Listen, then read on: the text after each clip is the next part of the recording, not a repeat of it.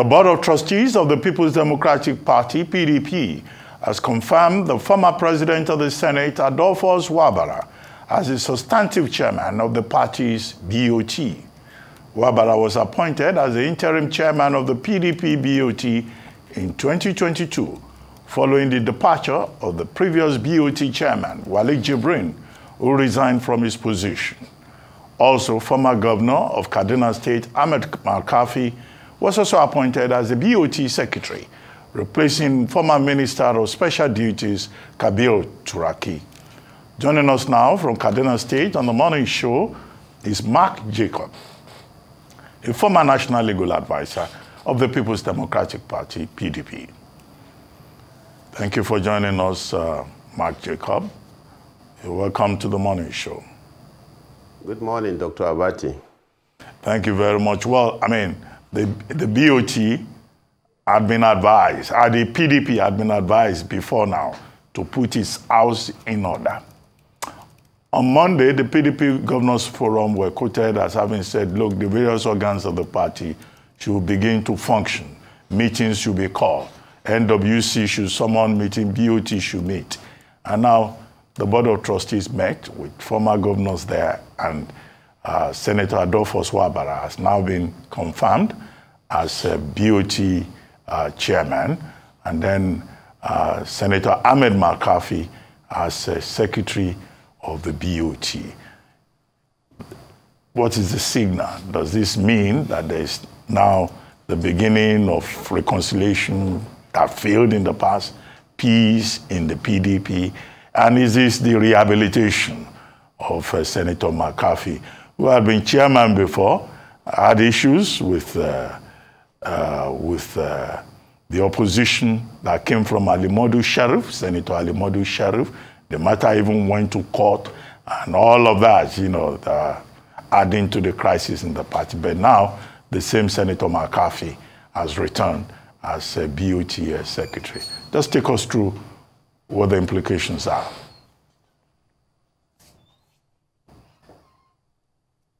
Thank you very much, Dr. Abati.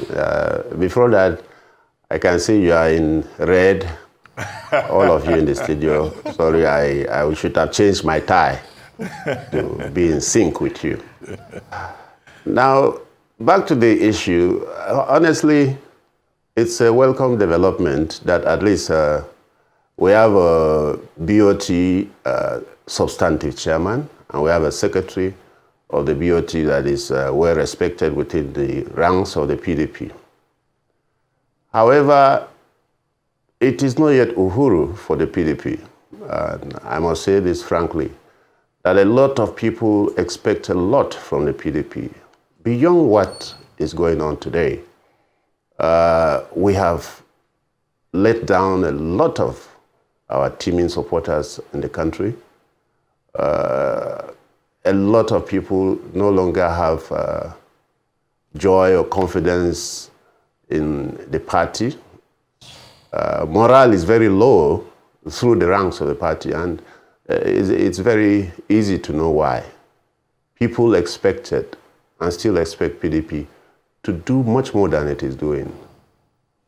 Every democracy around the world, but particularly in Nigeria, needs a virile, healthy opposition. An opposition that is well-grounded and can meet up and stand up for those who are not in government. But it is without any doubt that the PDP has not played this role. Instead, over the months, we have been involved in internal wranglings. We have had echoes of the pre-election crisis. We have had very terrible issues where within the NWC there is a terrible situation going on where there are questions surrounding the position of the National Secretary, whether he was right to have gone to contest primaries to be governor and still come back and retain his position as National Secretary. Now, these issues have all gone down to water down the position of the PDP in the national polity. And we cannot pretend that all is well. Since before the election, I can say without any doubt that the fractionalization of the PDP before the elections in 2023 led us to where we are today as a political party. We laid the foundation for the failure at the polls, and we must take responsibility for that. The organs of the party that ought to checkmate individual excesses failed to perform their duties, from the Board of Trustees to the NEC to every other organ, prior and immediately before the elections, failed woefully in handling the affairs of the party. Those individuals who, by acts of omission or commission, that made sure the PDP failed, are still within the party without sanctions. And they are occupying very big positions. So it gives an impression that there is no discipline within the party, there is no respect for the general good of the party, individual misgivings, individual interests have appeared to take center stage and determine the actions of members instead of the collective interest. And the party is paying dearly for that. Nigeria, like I said, in a democracy, needs a virile, healthy opposition party. This, the PDP has failed to provide. And that is why we now have situations where individuals, like the candidate of the PDP, His Excellency Atiku Abubakar, appears to be alone in raising critical questions as regards governance to the current administration. It ought not to be an individual venture. The opposition party ought to be raising these issues boldly and correctly. What the person of the former vice president, its candidate at the 2023 polls, is doing is supposed to be the work of the National Working Committee and all the organs of the party. Unfortunately, everybody is quiet, deaf, and dumb. The ruling party appears to be on a roller coaster, enjoying and doing whatever it wants. And when people like His Excellency Atiku Abubakar talk, they are quickly shut down as sole losers, as if they are just talking because they lost the election. Now, this ought not to be if the political party was playing its role. Okay. This is lacking. Okay. And honestly, yeah. All right. Thank you so much, Mr. Jacob. You've said so many things in your opening remark. And I just want to point out something you mentioned with regards to the fact that individuals have pursued personal interests at the expense of the interests of the party.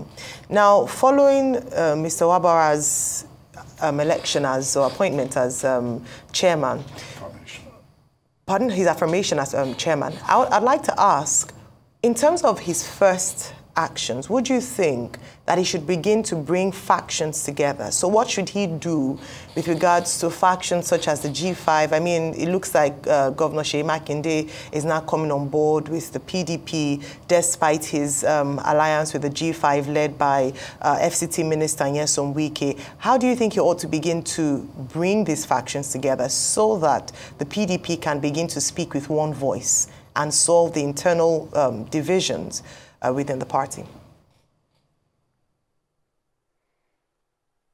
Well, he has started with a meeting, but just like we had before the elections, individual efforts will not arrive or take us anywhere. There are several organs of the party that have work to do, and one of those organs is the NEC. NEC comprises the BOT members, it comprises governors, it comprises National Assembly members, it comprises the National Working Committee. And for me, that is the highest decision-making body of the party before you go to the General Convention. Now, since before the election, the last NEC of the party that met was several months before the election. And since then, there has been no NEC meeting.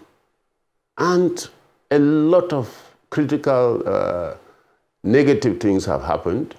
NEC ought to have made to take decisions, even decisions that will affect the members of the NWC, or even in those what the BOT is doing. Because BOT, by the Constitution, is largely advisory. The people or the organ that has power is the NEC. NEC has not been convened since before the elections. And we are, I think, 8 months after the elections also, there has been no NEC meeting. So the party has been run without the endorsement of its highest decision-making organ. And that cannot be healthy. Anybody running an organization like that is actually shortchanging the organization of the input of its germane and very strong base. The NEC is the strong base of the party. And that NEC has never been convened since before the elections. And things are just moving. So yes, it is very healthy that the BOT is now fully constituted. And like I said, BOT is largely advisory. As far as we can judge from history, even the decisions or words of the BOT have been ignored in the past.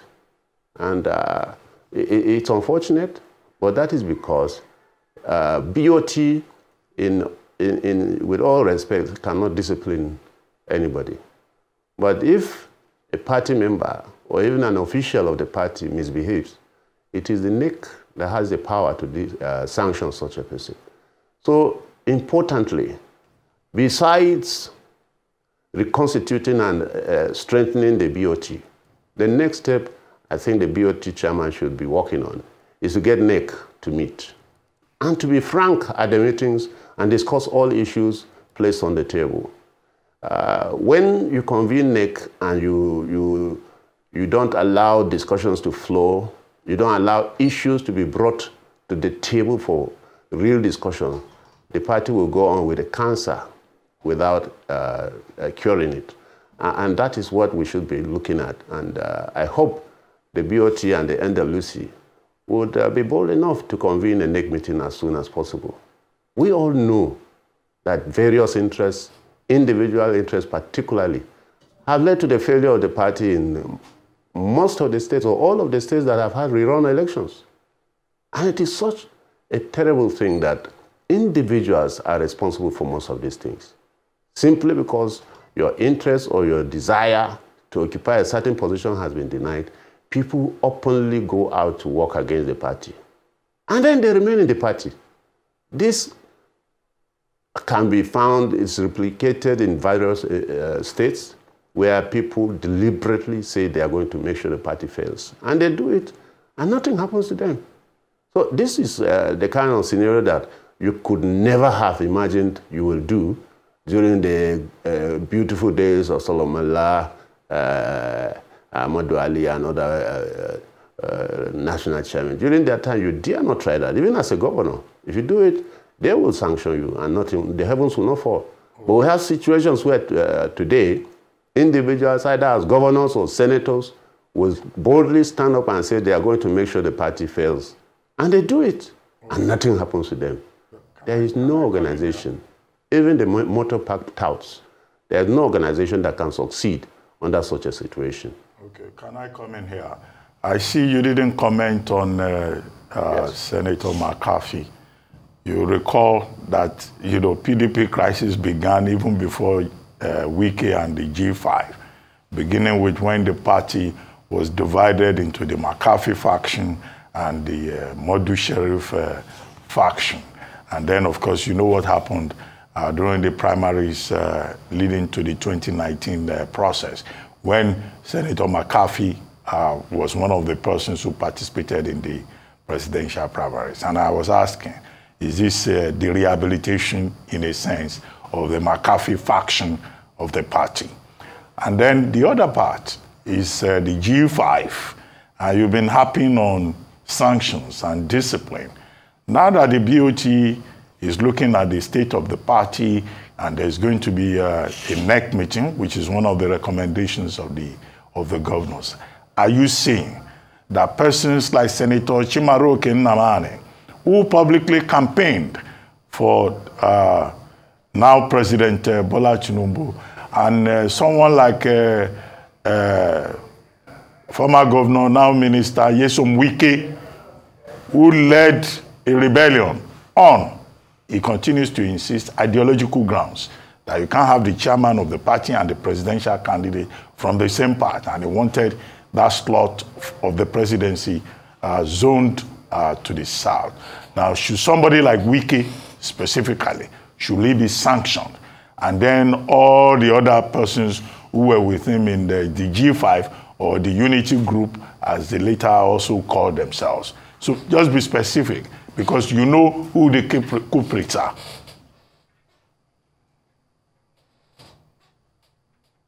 Thank you very much, Dr. Abati.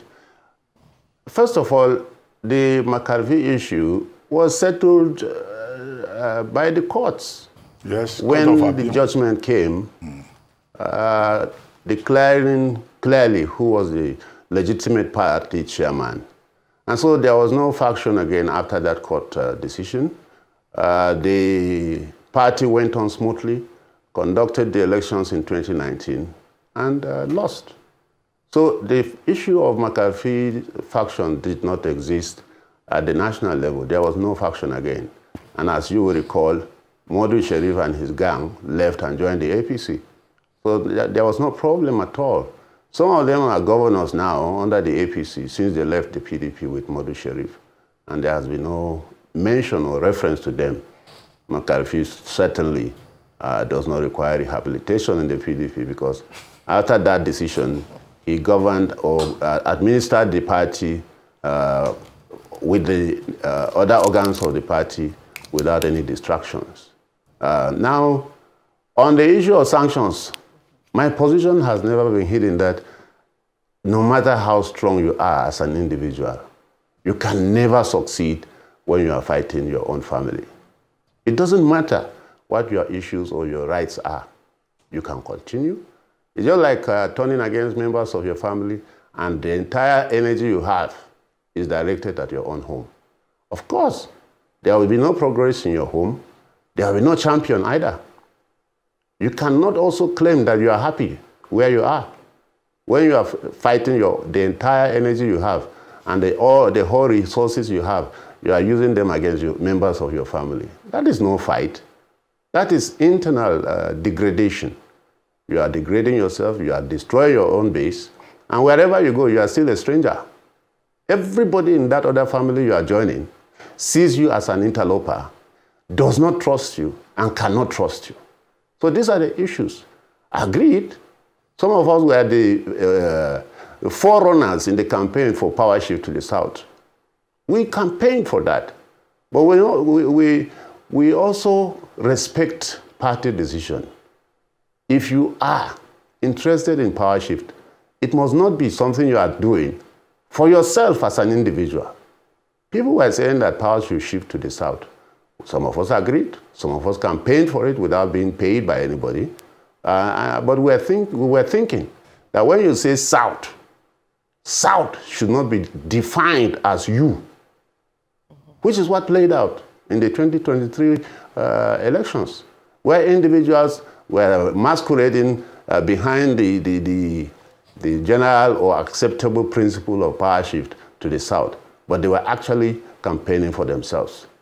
Everybody now knows that the campaign for power shift by Wike and his group was largely for themselves. It was not for everybody in the south. Otherwise, people like Peter Obi should have been given the slot of the PDP. Okay. Will you recommend? We found out later. Will you recommend everything?